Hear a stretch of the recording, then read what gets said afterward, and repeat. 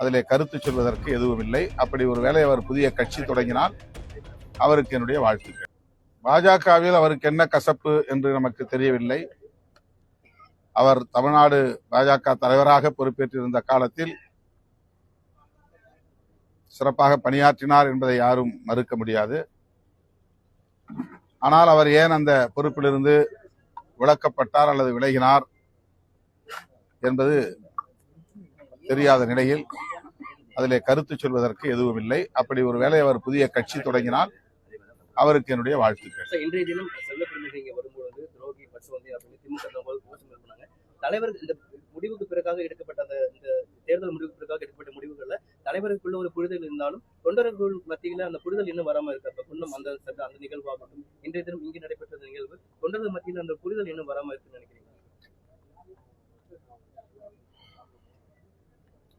திமுக தலைமையிலான மதசார்பற்ற முற்போக்கு கூட்டணி 10 ஆண்டுகளுக்கு மேலாக தொடர்ந்து இயங்கிய ஒரு கூட்டணி. அதிலே காங்கிரஸ், இடதுசாரிகள், விடுதலை சிறுத்தைகள், இந்திய யூனியன் முஸ்லீம் லீக் ஆகிய கட்சிகள் இடம்பெற்றிருந்தோம்.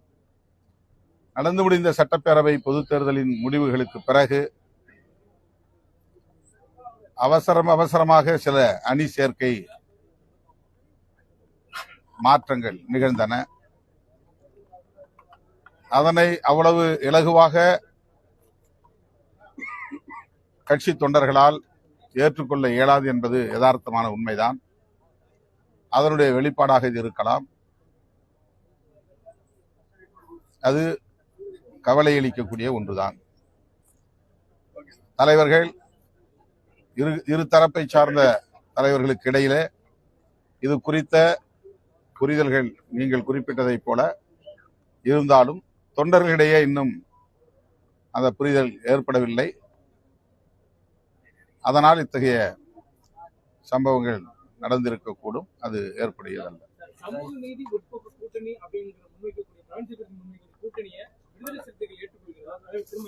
அதிகாரபூர்வமா எங்களுக்கு எந்த தகவலும் இல்லை.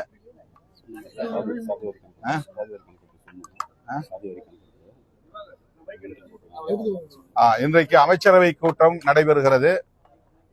முதல் முறையாக நடைபெறவிருக்கிற இந்த அமைச்சரவை கூட்டத்தில் விடுதலை சிறுத்தைகள் கட்சியின் சார்பில்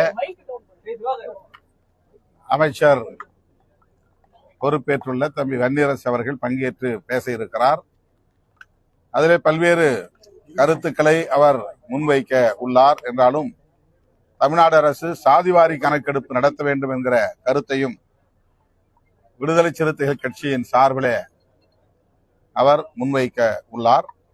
தமிழ்நாடு அரசு சாதிவாரி கணக்கெடுப்பு நடத்துவதற்கு முன்வர வேண்டும். ஏற்கனவே பழங்குடி சமூகத்தினரின் சோசியோ எக்கனாமிக் சர்வே, சமூக பொருளாதார தகுதி நிலை குறித்த கணக்கெடுப்பு நடத்தி முடித்துள்ளது கடந்த திமுக அரசு. அதனை பின்பற்றி ஷெட்யூல் காஸ்ட், பட்டியல் சமூகத்தை சார்ந்தவர்களின் சமூக தகுதி நிலை, கல்வி தகுதி நிலை, பொருளாதார தகுதி நிலை ஆகியவற்றை எல்லாம் முழு விவரங்களோடு கணக்கெடுப்பு நடத்த வேண்டிய தேவை உள்ளதையும், ஒட்டுமொத்தத்தில் சாதிவாரி கணக்கெடுப்பு நடத்த வேண்டிய அவசியம் உள்ளதையும் இன்றைய அமைச்சரவை கூட்டத்தில் விடுதலை சிறுத்தைகளின் சார்பில் அமைச்சர் வன்னியரசு எடுத்துரைக்க உள்ளார். விடுதலை சிறுத்தைகள் அதை வலியுறுத்துகிறது.